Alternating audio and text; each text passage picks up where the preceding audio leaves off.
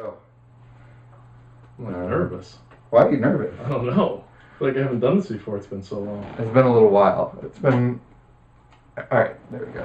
Alright, cool. You can get a little more room. You have more room now. Is that a really polite way of saying? No, I'm just saying. Do I smell bad? No, you smell fine. Oh, I'm just saying it's been a while. Just give you forgot what I smell like? Just give me some distance. That's all I'm saying. Is this a personal space thing? It might be a personal space. It's not a scent thing. I've been self-conscious about my scent. I've been going weeks without showering here. All I have to say, you don't have the little... All right, so first of all, what we're going to talk about is... Let's give some reference points. All right, so this is Vomiting Rainbows, episode 44, a Darker News podcast, where I tell my buddy Joe some stories that he knows nothing about, and he chews them up and spits them back in a colorful rainbow.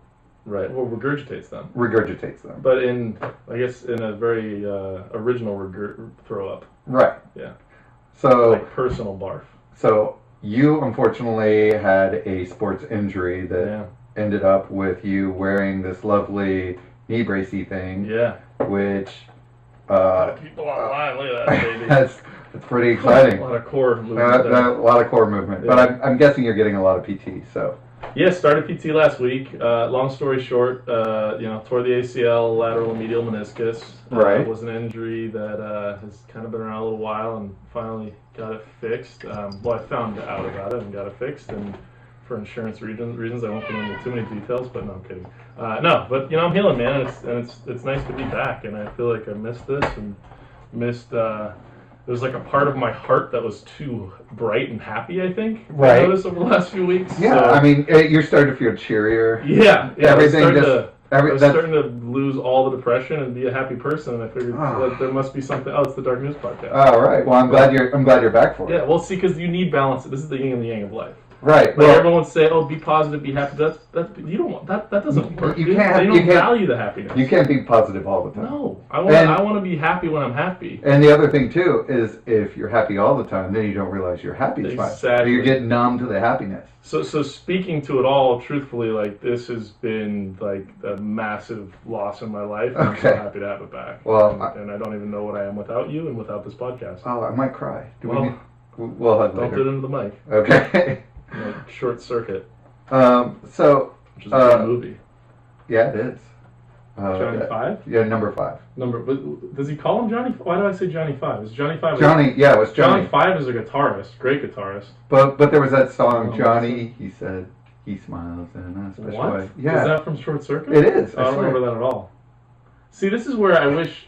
We are using the best technologies in the world, but if we had like a couple other technologies where we could like play that soundbite right now. What you're saying is we need a producer. Yeah. Yeah, well, you wear so many hats. It's a lot to ask. I can't do a lot. See, we have the video recording right now. Right, you're the cinematographer. And we're doing the audio. Right, you're the engineer. And that's about all I can do. Well, and you're hosting, dude. And I'm hosting. I'm just the color guy here. Right, and I had to write. Summerall. And we had a tight time frame today because I'm going out of town. Where are you going? I didn't know that. I'm going down to... Can you talk about these things on the podcast? I can. I'm going to Summit, LA. Ooh. There's a bunch of people talking. Fancy. Yeah. Nice. Where's Conference, LA. Well, Jesus Christ. It's a spread out city. Dude. I don't know. Somewhere in LA. Details. It's a secret warehouse. We're not allowed to know. I haven't read. Okay. I know that I'm going down there. I have a flight booked. That's really exciting. I don't even know if I have a hotel. Well, you should figure that out. I'm sure you know some people. Are you going to talk it, or are you just going to hang out? No, I'm just going to hang out. Okay. But I just talked to Jeff Rosenthal, who is one of the guys who throws it, maybe next year. Cool. Summit 18. This is 17. Like, a lot of people would like to hear the things that come out of your mouth. Do you? As is, the success of this podcast. There might be one or two people listening. Yeah. So all both of them. All both of them. It's going to be huge. Fucking second. And does Ben count as one of those? Yeah, Ben's a person. Well, Ben is a viewer, a listener. A listener. I guess he's not a viewer. He's listening. So we don't get a YouTube view for that. No. But we can use in our marketing deck for next year's sponsor. Well, I mean, he's an Instagram star, so that's something. How have we not talked about potential Dark News sponsors? We need to. Like, is that like Rob Zombie? I mean, Halloween, dude. This is like, we should be crushing it now. We should be crushing it right now. See, I feel like that's a hat you should have put on. Not to say that I should add another hat and I'm not helping out, but I feel like you should have taken. I think this is one place. So your skill set in promoting bands and marketing them is like ideal for you jumping in now. Since we're on air and we can it's almost contractual at this point. How about I will search out music sponsorships, such as Rob Zombie. Maybe I can get White Zombie to reunite and do a benefit concert for the Dark News podcast. Who is White Zombie? White Zombie was Rob Zombie's side band that song More Human Than Human, which soundbite. Oh shit, we don't have a producer. Oh, damn it! It's such a good song. It's like a song you would run into I remember. I do. More human than human. Oh my god. It's those nails, dude. I don't trust them when I'm wearing shorts. Okay. Well, you get a cat. Okay. But anyway, so yeah, but I didn't finish the contract. I'll do the music partnerships, but you have to do the everything else. Okay. Especially the everything else. Okay, I'll work on that. Yeah. Yep. Okay, so on the show, we have done a lot of episodes on clowns. Oh. This was this was pre you, Mike, as host. Pre-me. Pre-me. Well, it was a pre-me. You were smaller then.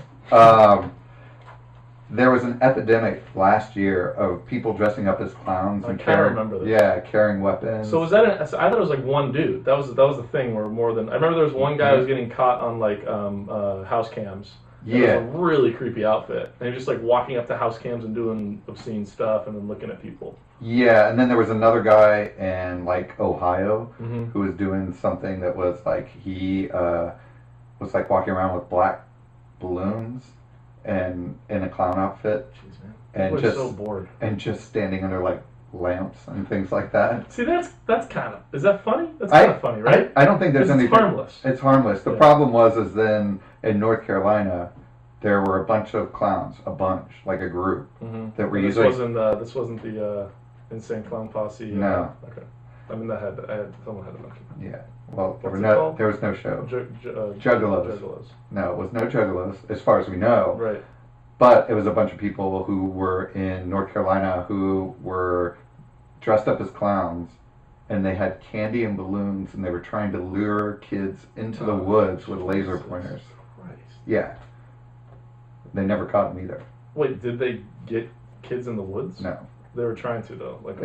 A bunch of the kids went and got their parents, and as soon as they got their parents, the clowns were gone. Dude, that's so weird. Yeah. Okay, so that's horrible. Yeah. So, and then they saw a couple of clowns in the same area on the side of the road, and they were talked to, but not found to be involved. Okay. So anyway, this issue actually became so big that Obama was informed about it. President Obama. Just the idea of dressing up as a clown, or that specific thing where they were luring kids in that group in North Carolina? No, there were so many incidents happening all over the U.S. Right, with different people dressing as clowns doing weird stuff. Exactly. Yeah. And President Obama actually spoke about it. Wow. And said, it was basically, you may think it's funny to dress up as a clown. Right. But it's not. Right. And scare people. Right. But it's not. And that's very fair. I mean, if it's a kid or if it's an elderly person, just wandering down the street, even if they're standing under a lamp, that still sucks. Yeah. Yeah. So. I mean, I'd freak out personally. What are you doing Friday? You want to dress up as a clown? No, dude. What? This is a great idea. This is the hypocrite. What? You can't be a hypocrite like that. I think I can. We have to sensibly, meaningfully share our opinion on this show and stand by that opinion. We can't. Put the clown mask on. You have them. This segue into this giant IKEA bin of it's actually. Are you seriously pointing at it? Yeah, it's a Mr. Robot mask. I don't see any mask. See this thing? Yeah. There you go. Oh god, dude, it's even worse, dude. It's Mr. Robot. I know. I'm not putting it on. Okay, fine. All right. Anyway, so 27 years ago, in a different case, Michael Warren, the owner of a rental car company in Wellington, Florida, was married to Marlene Warren, and they had some problems in their relationship, but nothing really major. Mm-hmm. His wife was home with their son, and she opened the door, and guess what was there? Clown. A clown. Okay. A clown holding two balloons. So there's a spectrum of clowns, right? This was a full clown costume with wig, orange or red wig, they weren't sure, and 2 balloons. One balloon said, "You're the greatest," and the other had Snow White on it. Okay.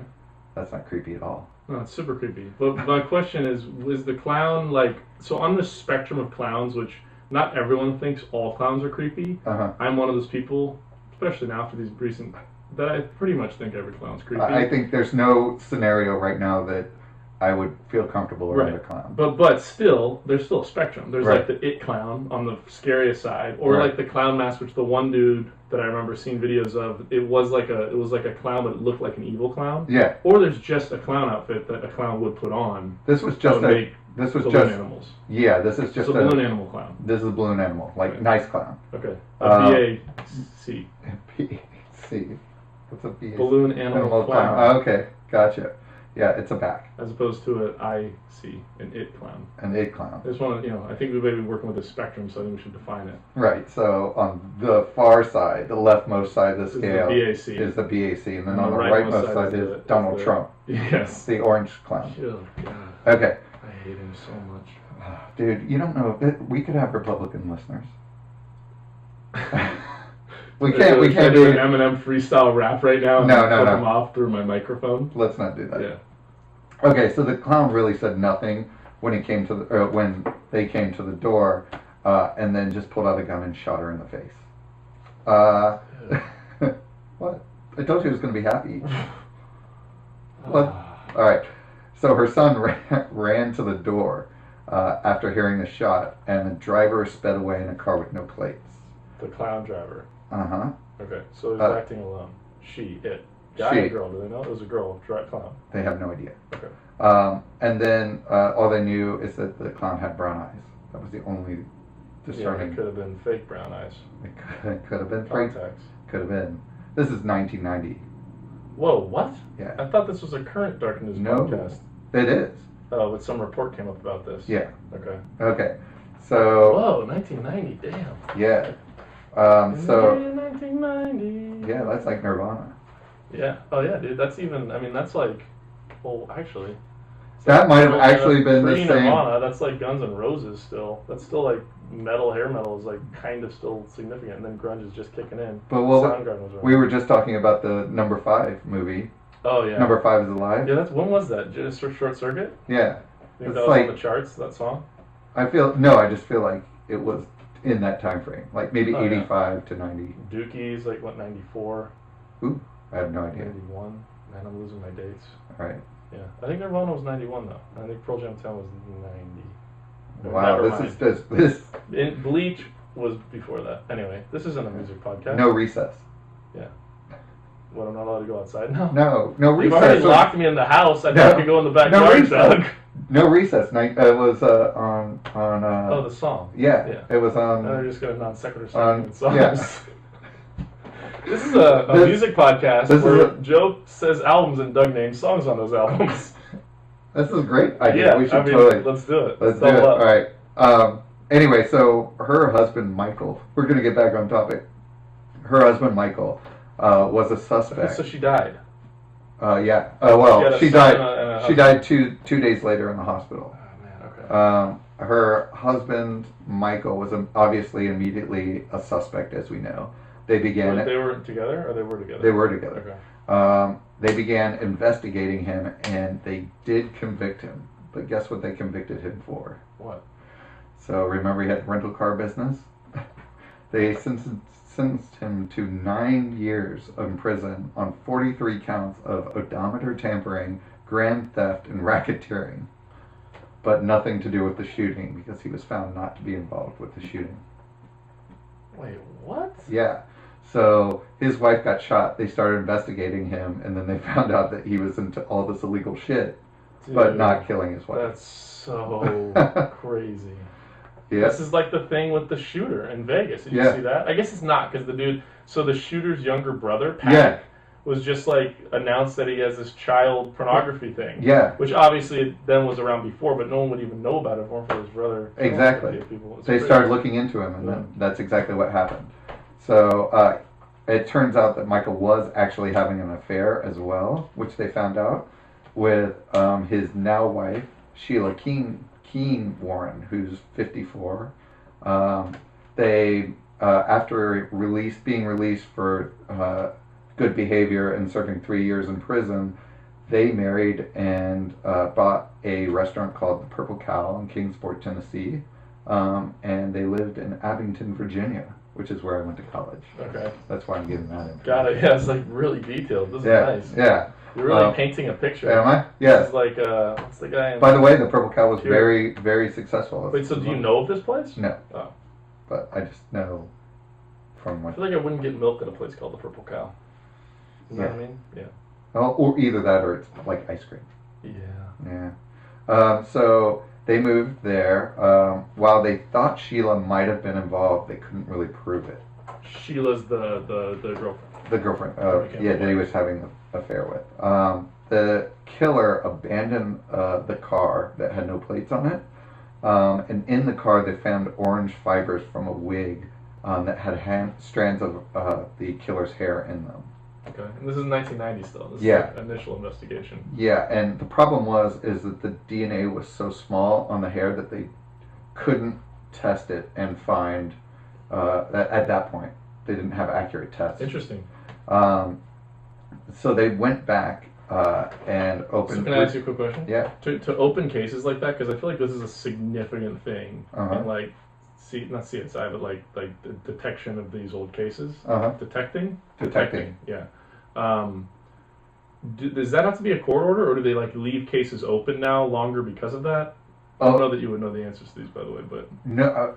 My understanding is that cold case files, any officer, they usually have a division, and then those kind of get put in that division, and then cops kind of go, they have a cold case cop who then goes through and analyzes those cases on a case-by-case basis. It's like every couple years. Every couple of years. So it's like a system that just circulates. Right. And then so this maybe like happened in 90 and 15 years ago, it came back up and they're like, oh, let's see if we have the technology to test this now. Exactly. And then all of a sudden, interesting. And 2014 is when they started looking at the case again. And then just last year, they were able to, they found that the wig had these strands of hair in it.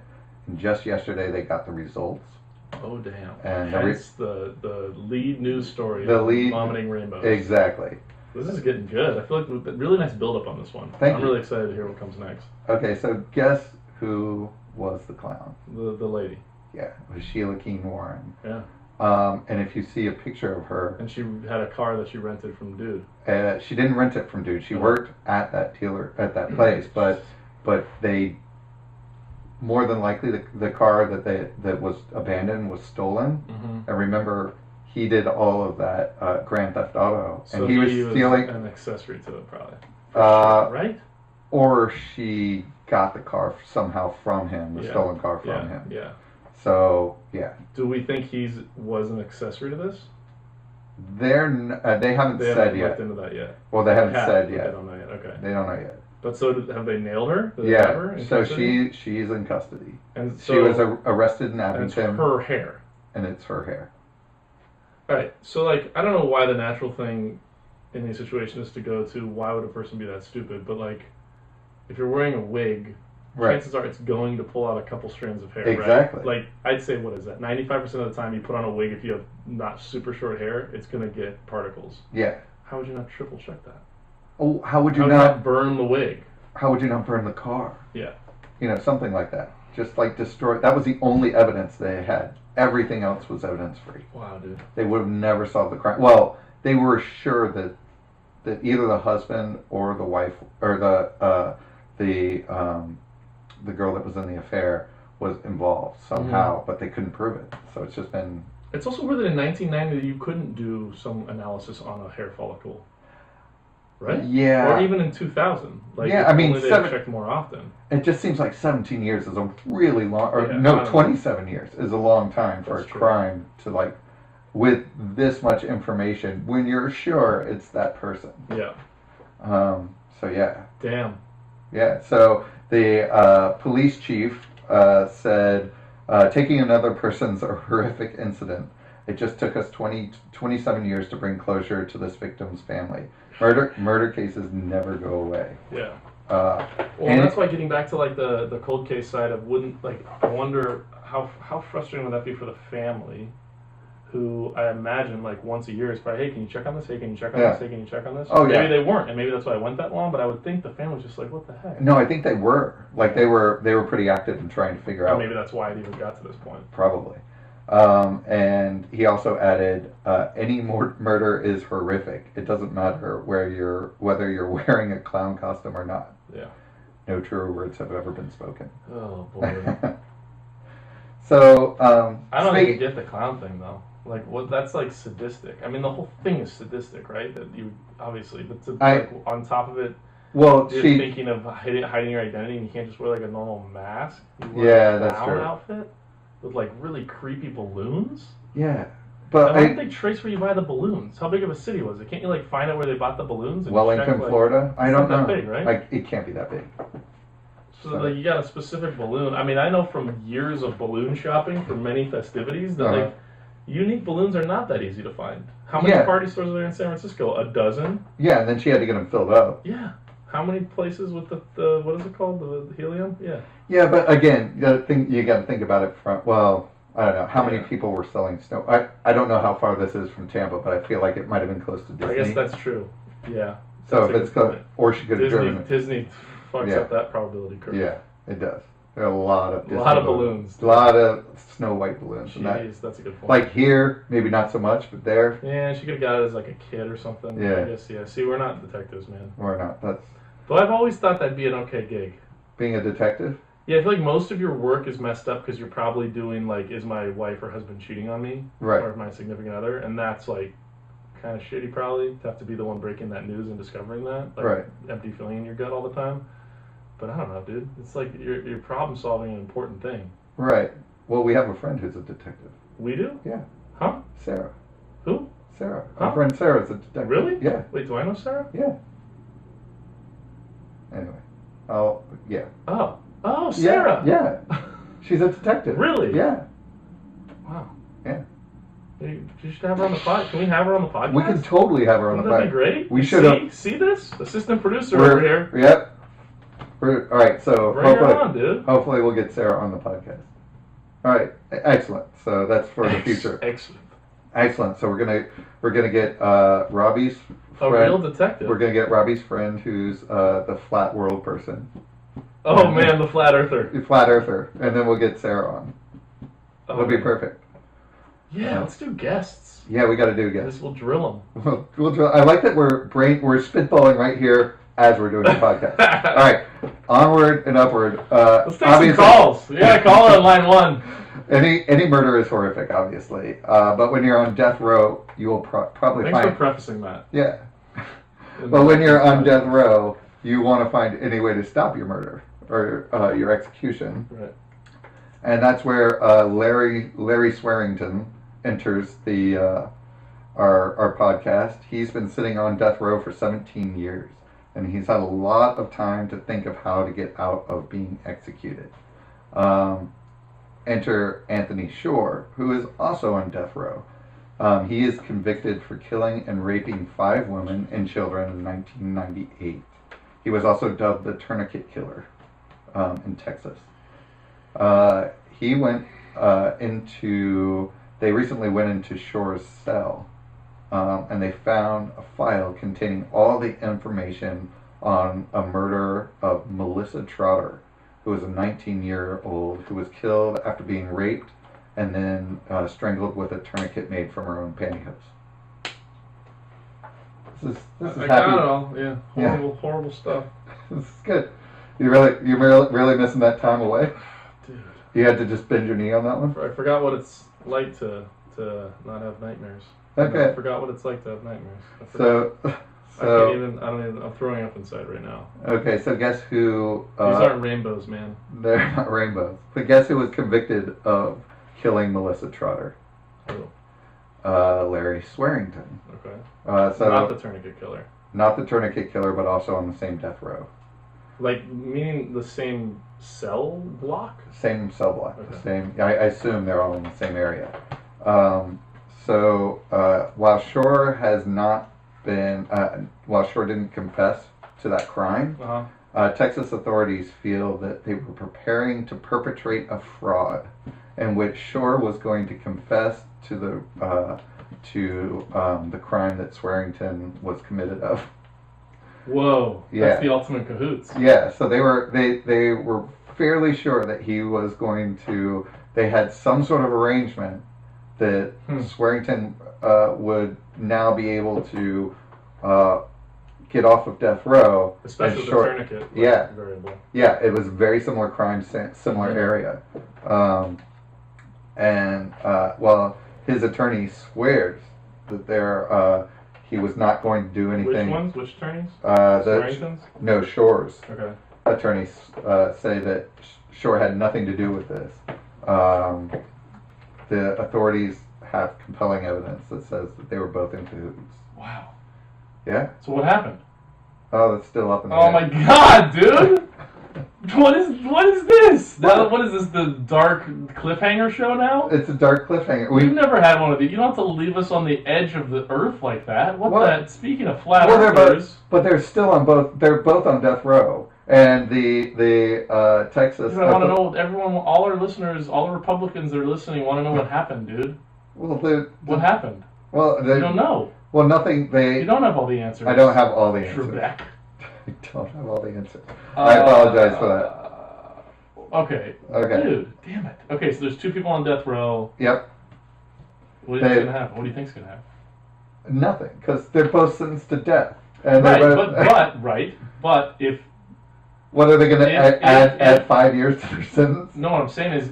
Add an extra death? What I'm saying is, I think it's way tougher if he confesses, if dude confesses. Yeah. Like, I don't know. Okay, so by the way, I don't know a thing about criminal law, so take this with a grain of salt. Right. But I imagine that it's a lot tougher if someone confesses to something. I think that holds up in court, right? It does, yeah. Right. So if he confesses to that, and even better is if he does a deathbed confession, which, like right before when they say, "Do you have any last words?" Yeah. If he said, "Oh, by the way, I killed this woman." Yeah. Oh, because they can't research it. They can't research it, and they can't. They're not supposed to kill him at that point. No, they have to. Oh, I don't know. That's interesting. That's right? interesting. So yeah, if you confess to something where you as a witness would be really important, right? Is that another way this dude could keep from dying? Well, because of all of this, they've put a temporary hold on Swearingen's. Right. So that's the same kind of concept. Exactly. But what I'm saying is, so Swearingen, I mean, I guess it still comes back to, okay, well, where's the proof? This went through trial, you were convicted, like, just because someone, maybe then it doesn't hold up that much water, because it would be way easy for people to do that. Yeah, well, the thing that, the fact that he had all of the notes and the file on the murder, Shore did, it's clear that he was trying to research it. If he had committed the murder, he wouldn't need it. Totally. And also, all he has to do for Swearingen to be incentivized is say, hey, you'll maybe be delayed longer by admitting to this. Right. Which is exactly what happened. All right, well, we'll live on this cliff together for a while, and at least I guess it's good for our ratings because it keeps people checking in for future shows. We'll definitely. I like what you're doing there. We'll have sponsors will be into that. Yeah, our music sponsors. Yeah, they're going to be our Halloween music sponsors. Rob Zombie. The Monster Mash. The Monster Mash. I love that song. Yeah, well, it's not a bad song. That's good. It was a graveyard. Halloween. It was a graveyard smash. Anyway. Anyway. Songs and lyrics. Songs and lyrics. I don't know who sang that song though. It was. I don't have it off the top of my head. All right. We'll see. That's a real producer would be able to tell us. Well, or just Google it. I'm not going to Google it. I don't have. You don't have Google. I have notes. We have 3 computers right now. Dude, we have so many tangents. I can't get off my notes on the screen. Anyway. It's dangerous. Right. So, what do you think there's 1 in 152 chance of having happen to you in the upcoming month? 152? 1 in 152 so that's chance. Like decent. Entire world, but yes. What do you mean entire world? Anyone in the world has a chance, 1 in 152 chance of having this happen. Wait, 1 in 52 or 1 in 152? Yeah, I feel like that's pretty likely.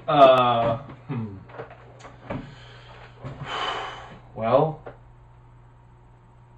150 being robbed. So this is, I'll give you a hint. It's Chinese, and its name is Tiangong. What's name is that? That's not a hint, dude. That is. Of what may happen to you will be a direct result of Tiangong. So that's the answer in the form of a question? You might. Okay. What is... my computer hacked. Nope.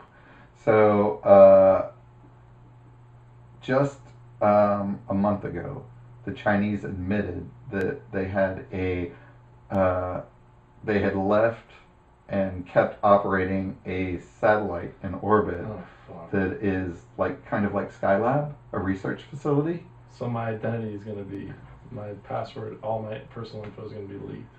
No, that satellite lost control, and now, while they had planned to burn it back into the atmosphere, they've lost control and they have no idea where it's going to come back into the atmosphere. So we have a chance of getting hit in the head. Doug, shut the fuck up. There's what? A 1 in 152 chance that you could get hit. How is this not a massive news story? I don't think it's that big of a chance, but... How? What? Wait, what? Yeah. It's a 1 in 152 chance that it will hit a person on Earth. Okay, so then that doesn't seem like the right probability. It's not the chance it's going to hit any... I guess because it doesn't have any idea where it's going to land on Earth. They have no idea, but there's a 1 in 152 chance that it will hit a person on Earth. I don't understand how they get that number. I don't know. Like with all the ocean, with all the land, and then with buildings. So does it count if it hits a building and then hits a person, or these are the people on the street who could be hit by something anyone that could fall between two buildings? Does this mean I can't go outside for another month? Well, let me give you If someone gets hit, couldn't you go back to this moment we're at right now and say everyone should have been quarantined for a month? You know what I mean? Right. Because you could save a life if you know where it's going to land. You could. It's about the same amount of people dying as a result of planes, trains, and cars every day. Dude, why are you ruining my life? It's kind of like this to me. It's kind I'm of trying to stay positive. I got one leg and I'm like a pirate. Well, and you're giving me this shit. I gotta walk outside after this. And you gotta walk and slowly. And maybe get hit by a car, a train, a plane, or a freaking satellite. I think your chances go up a lot higher. Yeah. You're slower. I'm probably 1 in 25. Yeah, you're doing. And I can't move. You can't move fast. So yeah, Tiger. Now, wouldn't the satellite burn through the atmosphere on its way down? The problem is it won't completely burn. This thing is huge. It's a form of research. It's like Skylab. You know, like a huge... Also, by the way, side note, that's kind of creepy, no? What? That there's a fucking Skylab orbiting our planet. Well, I mean, we have the International Space Station. This is China's version. Yeah, but, okay. Yeah. The fact that you called it Skylab made me think differently. Okay. Well, that's what we're researching up there. I don't know, but whatever. Big brother, dude. Yeah, just imagine the last people on that thing that they're like, oh, we almost lost control. All right, well, that's great. So for how long do we have to worry every time we step outside? I think it might burn in the atmosphere in the next month. Okay, so for the next 30 days, right? I basically can't go outside. Yeah, I mean, it's fine. It probably currently it's so to give you an idea of how big this is. It's the Chinese admitted that it's going to 20,000 miles an hour, and it's 5 tons. That's pretty big. It's going to break up into various pieces, which they can't say how many, and crash on various unknown spots on the planet. That's not even funny. Fuck. So this is good. No, it's not. Damn, man. So this is a great episode. That was good. I like the diversity of it. Yeah. I like that we have things to look forward to from the future, the present, and the past. Right. Exactly. And so things to be totally people will get caught in the past from crimes in the past. Right. In the future, there may be a collaboration. Right. And then a satellite may kill you in the next month. Yeah, and really, maybe if it splits up into enough pieces, we'll basically divide the world into 152, and one section of those people will all be gone. So right. We'll lose, 152th of the world's population. I don't think I don't think that works out. Someone pull out a pencil. All right. Anyways, thanks for listening. We welcome any comments and ideas, especially of any of the ones that we spitballed out on this episode of the show. Yeah. Contact us at contact@vomitingrainbows.com. Find us on all social media. Please help us by rating us and sharing us with your friends. And listen next time. I like the idea of sharing us with with the friends. All right. We can do that.